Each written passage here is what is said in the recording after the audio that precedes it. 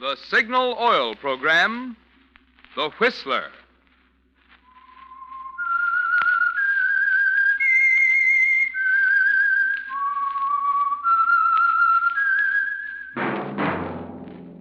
That whistle is your signal for the Signal Oil Program, The Whistler.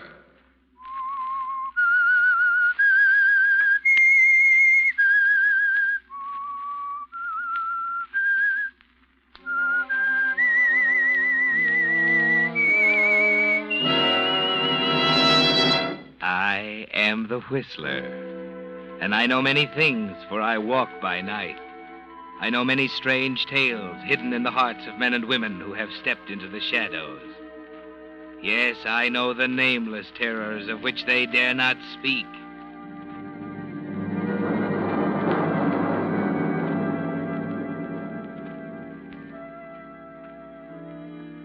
Yes, friends, it's time for the Signal Oil Program, The Whistler.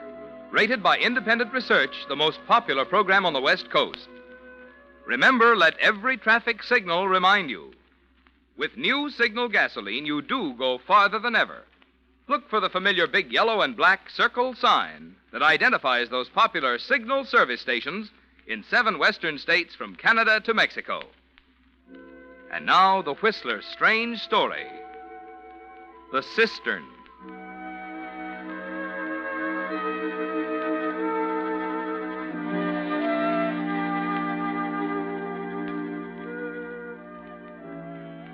There was murder on Ronnie Hartfield's mind long before he discovered the cistern in Round Valley.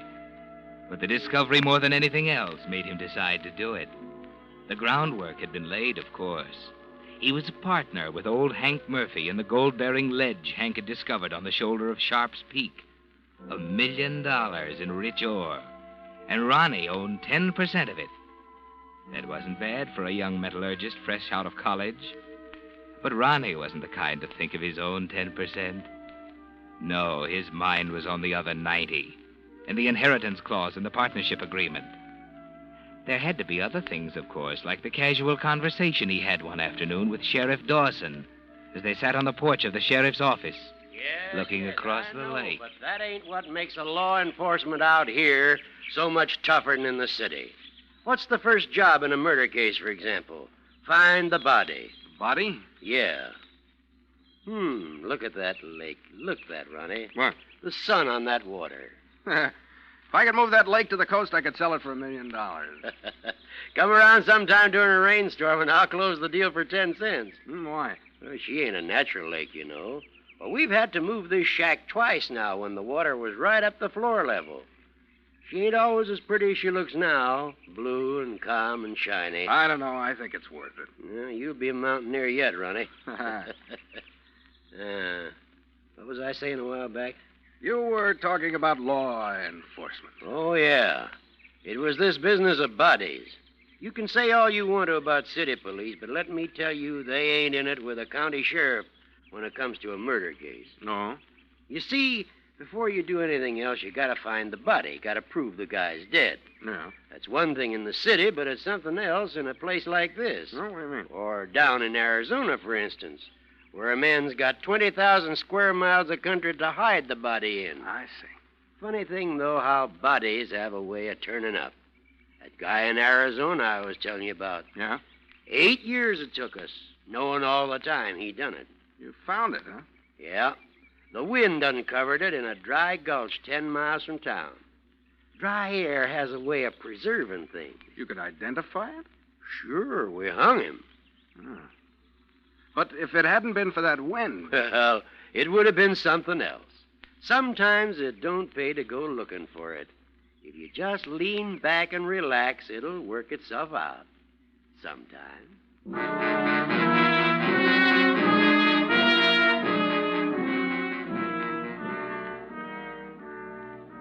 Well, Ronnie, it's odd that the sheriff should have hit upon the subject of bodies.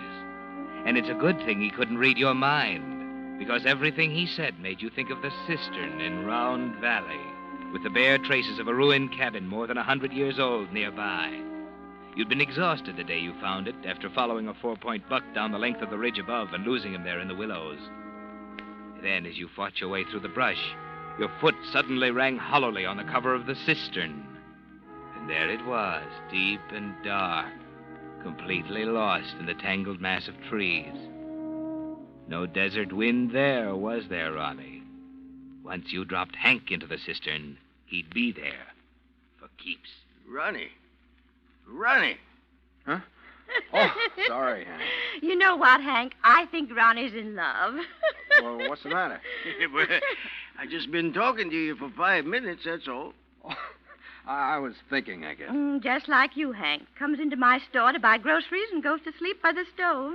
He's thinking about that hole in the ground. What? What's the matter? Marge knows all about the mine. Oh, yeah. You picked yourself a pretty good partner, Ronnie, if that ledge is as good as Hank says it is.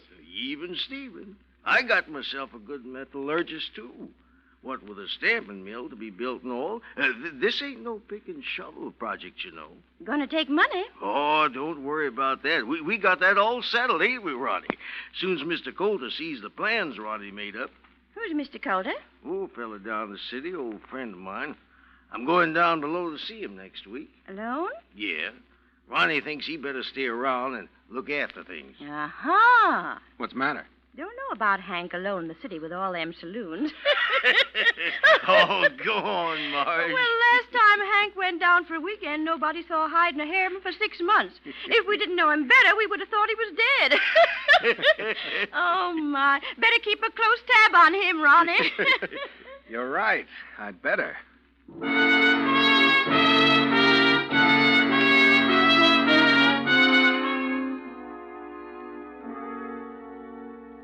You're pretty close to the brink, aren't you, Ronnie? The cistern was in your mind then, too. And it keeps returning more and more frequently until it excludes almost everything else.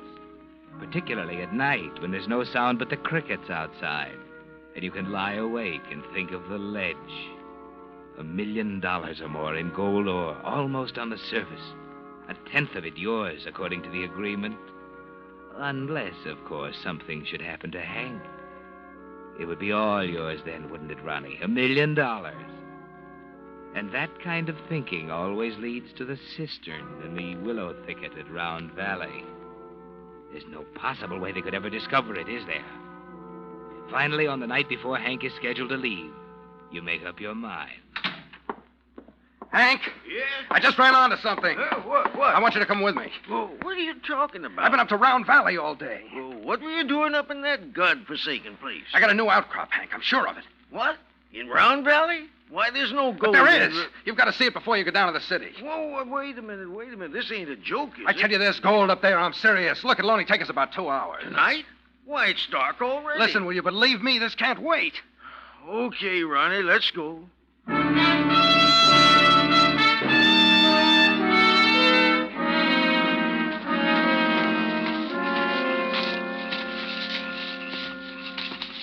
Hold the light up, Ronnie. I can't see where I'm going. It's not much farther. Why didn't we come up the other ridge? I don't see no sense in cutting across this infernal willow thicket. Wait up, will you? Over this way. Where are you? Can't you see the light? No! Went out of something. Ouch! Oh, these darn trees. I can't see a thing, Ronnie. Oh, doggone it. Where's the light, Ronnie? I can't keep my feet in this brush. Ronnie, where are you? Ronnie! Ronnie! Here I am, Hank. Oh, you... You scared me. Here's the light, Hank. Huh? Thanks. Oh! Now, the cistern.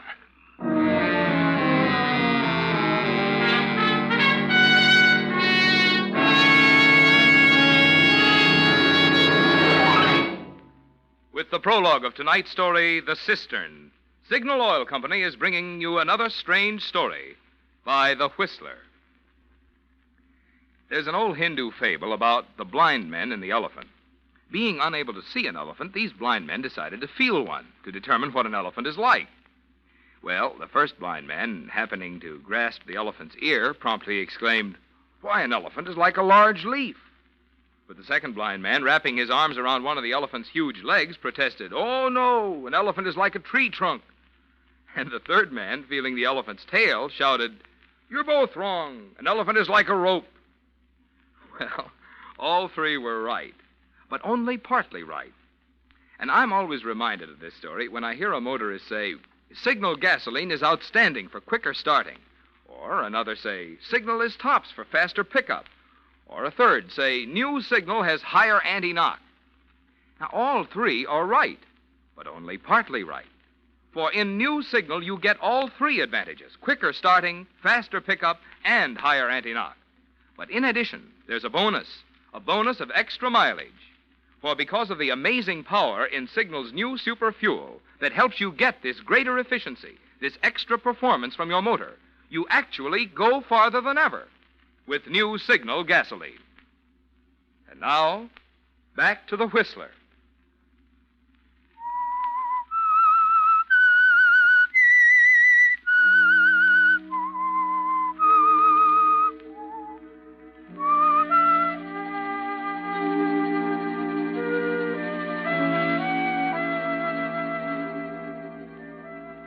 Yes, Ronnie. It took a combination of things to put the murder of Hank Murphy in your mind. The ledge on Sharp's Peak and $1 million in raw gold. The sheriff with his idle discussion on the importance of finding the corpus delicti. Marge's contribution about your partner's habit of disappearing for months at a stretch. But most of all, it was the cistern in the willows of Round Valley. The hiding place 1,000 men could hunt for without ever coming close. That was the most important thing, wasn't it, Ronnie? And it's the thing that makes you feel absolutely secure now, on the morning after you killed him, as you walk into Marge's general store. Morning, Ronnie. Hello, Marge. Now, wait a minute. If you're going to ask me how I am, the answer is awful. What's the matter? Coffee, no coffee. Forgot to pick it up last night. Yeah, I missed you. Missed me? Mostly Hank. He's picked up his groceries on Tuesdays and Fridays for as long as I've been here. Well, what'll it be, a pound? Yeah, that'll do. Fine. Funny thing about Hank, he's an old galoot in lots of ways, but part of him is regular as clockwork. His drinking arm, for one thing. Yeah, and getting his grub for another. Last night when he didn't show up, I says to myself, there's something wrong somewhere. You say you ain't had breakfast yet? No. Hank's probably cussing you out for fair, waiting for his coffee at this hour. Drunk or sober, he gets his breakfast at 7 o'clock. What do you mean? Ain't he waiting up in the cabin? No, he's gone. Huh? Yeah, he left for town this morning. Why, he wouldn't do that. Huh? What? Go off like that without... Tell me, what time did he leave? I don't know. When I woke up, he was gone. Well, that's a funny one. He swore on a stack of Bibles he'd take a package down to my niece in Sacramento. Oh, he had a few drinks. Probably forgot. Well, where'd he get the liquor? Why, I suppose he had it in the house. He didn't have a drop in the house. He told me yesterday when he came in here and tried to buy some. We were out, too. Far as I know, there wasn't a drop in town, and none come until Monday. Oh. Say, how'd he get out of town? The 6 o'clock bus, I guess. You know, I can't help feeling there's something fishy somewhere. Huh? Why? Well, there wasn't no 6 o'clock bus this morning. It's still at Kramer's bar with a broken axle. Say. What? You don't suppose old Hank sprouted himself a pair of wings, do you? I wouldn't put it past him. You can't beat that old varmint. I told you keeping a tab on him was no sin. It's funny, though, ain't it? What? About that package for my niece. Hank never done a thing like that long as I can remember. Forgetting that away. You know, that's not like Hank at all.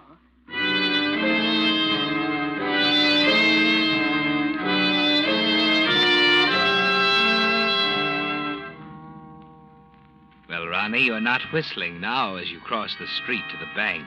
You keep telling yourself that Marge is an old busybody, that the rest of the town will chuckle over Hank's unceremonious departure.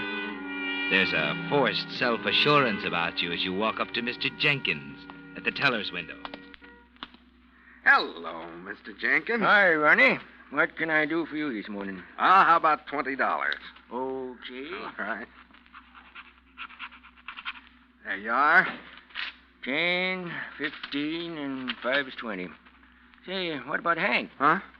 Ain't he supposed to leave today? Oh, he left this morning. Hmm? Yeah? That's funny. What's the matter? What do you use for money? Why, he had the money. No, he didn't. He come in here yesterday afternoon after 3 and told me he didn't have a dime. Wanted me to open up so he could draw $200 for the trip. Well, what do you know about that? He didn't pick it up either. Pick it up? I got it for him just before closing and left it at the express office. Now, ain't that something? You couldn't have gone down without money. Maybe that's why he borrowed $100 from me. Huh? That's why I came in this morning. He took all I had. Now, wait a minute, Ronnie. Are you kidding me? No, why? Hank never borrowed a dime in his life. It's kind of a religion with him. Oh, I suppose since I'm his partner, Not Hank. Well, he didn't have much choice leaving this morning. I told him the money'd be waiting at the express office. Ain't that one for the book? Never heard tell of Hank borrowing. Just not like him, that's all.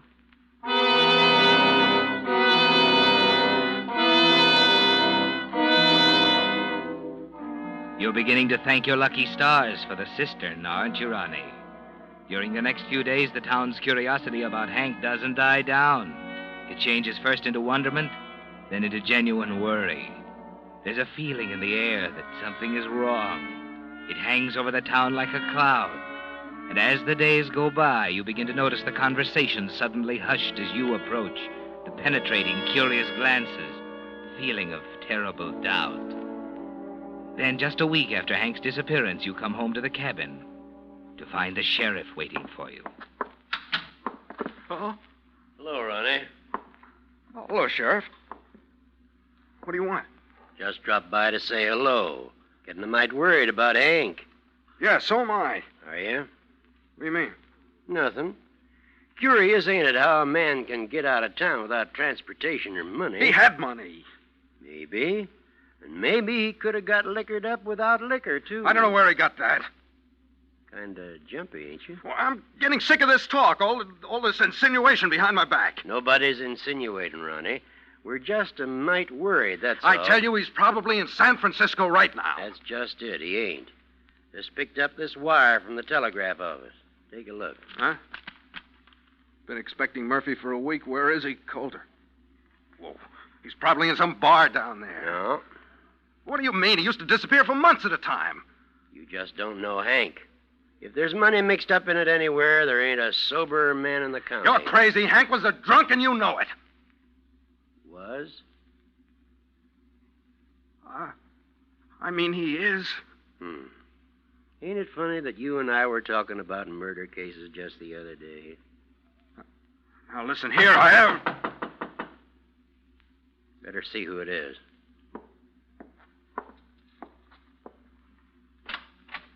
Hank Murphy live here?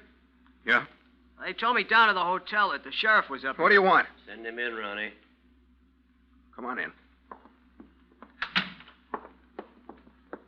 You the sheriff? Yeah, what is it? I just happened to say something down at the hotel tonight, and they told me you might be interested. I was driving through here the other morning on my way to Sacramento. What morning? Friday. Okay. I picked up a guy on the road about 6 o'clock. What did he look like? Did he have Just on a minute, Ronnie. Tell us what he looked like, son.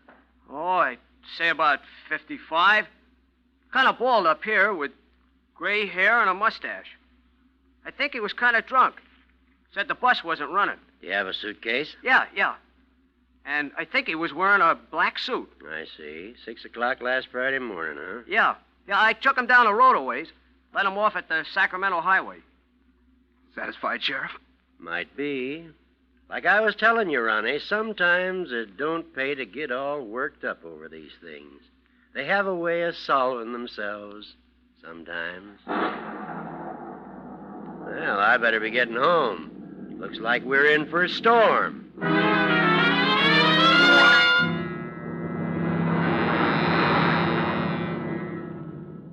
You have a lot of time to think during the next few days, haven't you, Ronnie? With the storm pounding around your ears, forcing you to keep close to the cabin. The nervous feeling inside is almost gone now, thanks to that boy who just happened to pick up an old hitchhiker at the right moment. That was a lucky break, wasn't it? Most of the townspeople are satisfied now that Hank is off somewhere on another spree. And you finally feel it's time to call again on Mr. Jenkins at the bank. As a matter of fact, Mr. Jenkins, I'm beginning to wonder about Hank. It's been more than a week now. Yeah, it is funny. Him hitchhiking out of town that way. Listen to that. Bet we've had 10 inches of rain in this storm. Lake level's up 12 feet. Wouldn't surprise me if the sheriff had to move his office again. And now, let's see, you wanted to look over the agreement between you and Hank. Yes, you see, there's a lot to be done before winter sets in. We ought to settle that business with Mr. Calder, get our materials up to the site. And you're wondering if you can go ahead. Yeah. Looks as if Hank's in the driver's seat. Long as he's alive, anyway. Of course, in case of his death, you'll take a... I didn't mean that. All I meant was we're losing a lot of time. Sure. I know you didn't mean that. Well, guess you gotta wait till Hank shows up, Ronnie. Put this away now.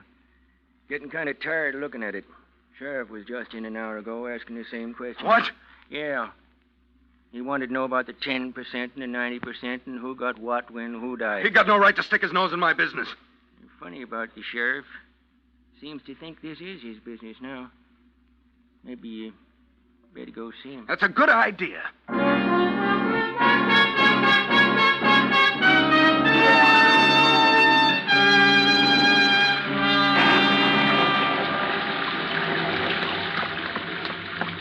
Well, Ronnie, kind of wet for you to be running around, ain't it? That doesn't seem to bother you, does it, Sheriff? That lake's beginning to bother me, I'll tell you.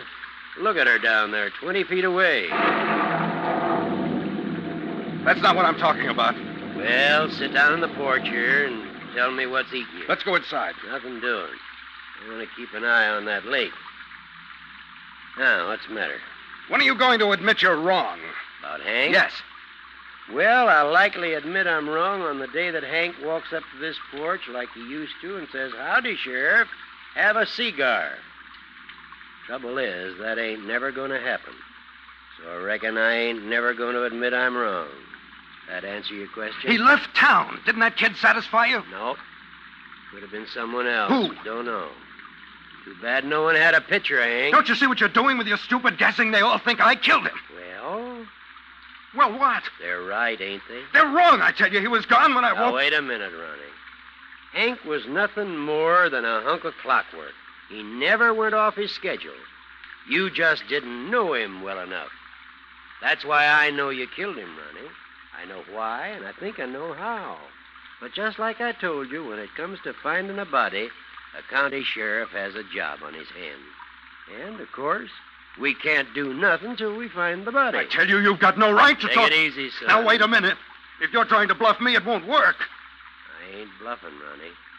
You see, all the time you and Hank were supposed to be inside your house having a few drinks before he took off, the house was empty, wasn't it? Because you happened to be off somewheres killing him at the time. I happen to know, because I dropped by at 10 o'clock to deliver Marge's package. Don't worry, though. I can't do nothing until I find the body, and like I told you, that takes time. Oh, no. 8 years, that time in Arizona, but we got him the day after that windstorm. County sheriffs just got to have patience, you know. Matter, Ronnie? Nothing. You're white as a sheet. What you looking at? Nothing, I tell you. You sick? It's all right. Oh, it's all wrong. Something's haywire somewhere. What are you staring at? Good Lord. Why, it's... Do you see it, too? In the water. The edge of the lake. It's Hank's body. No, it's not. It can't be. Come on, let's take a look. No, it can't be. I said come on.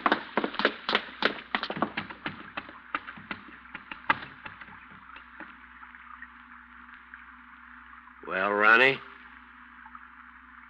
It is Hank.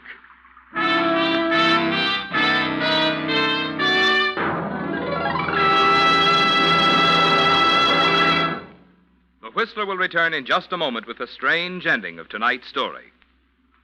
Meantime, with reconversion occupying the spotlight today, here are some facts I think you'll be interested in. You know, of course, the vital role that independent businessmen played in the building of America. And you know that today more and more men are expressing a desire to get into business for themselves. But did you know that my sponsor, Signal Oil Company, has for over 14 years sold its products only through independent businessmen, substantial, responsible men who are so earnest about their business of serving the motoring public that they're willing to invest their own money in it?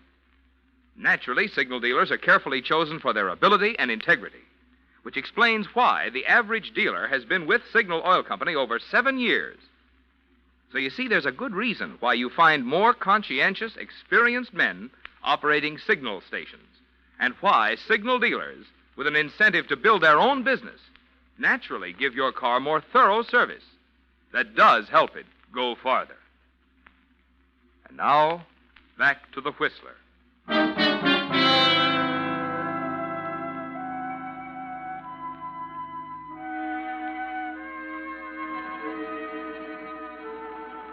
It's too much, isn't it, Ronnie? Too much after the tension of the past week to look down at Hank's body floating at the edge of the lake right under the rail of the sheriff's porch. Everything breaks loose at once. You're jabbering like an idiot, telling the sheriff it's impossible. Oh, don't lie to me. You found him, didn't you? You found him and brought him here. It was a plot, wasn't it? Wait a minute, Ronnie. Why did you have to drag it out? You knew it all the time. You just wanted to torture me. Shut up. Listen, I don't have... Shut up. That's better. Now, what in thunder are you talking about? Somebody brought him here. I put him in the cistern. Cistern? In Round Valley in the willows. Cistern in Round Valley? There ain't no such Yes, thing. there is, in the willow thicket that runs along the bottom. Wait a minute. Did it have a square wooden cover on it? Yeah. Huh. What's that mean? Looks like you sent Hank back to us special delivery, Ronnie. What? It was dry, of course, until this rainstorm. It was dry when you put him in it, wasn't it? Yeah. You see, it ain't a cistern, Ronnie. It's an underground water flume. What? A water flume. Carries the water underground from the upper lake to this one. When she overflowed up above, the water just picked up Hank and delivered him right to my door. Like I said, Ronnie, sometimes it just don't pay a county sheriff to get all excited and go running over the hills. It pays to just lean back and wait sometimes.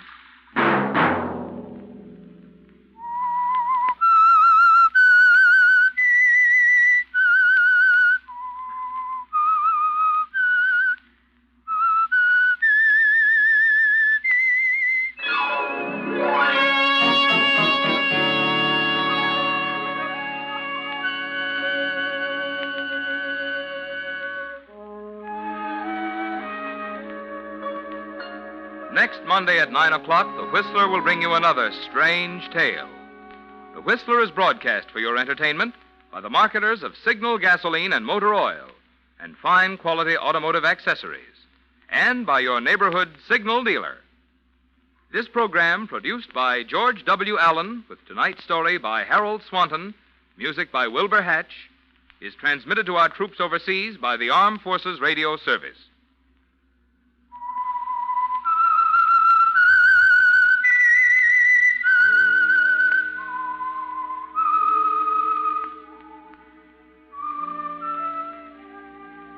That whistle is your signal for the Signal Oil program, The Whistler. This is Marvin Miller speaking, reminding you to look for those familiar yellow and black circle signs that identify those popular Signal Oil stations in 7 western states from Canada to Mexico. This is CBS, the Columbia Broadcasting System.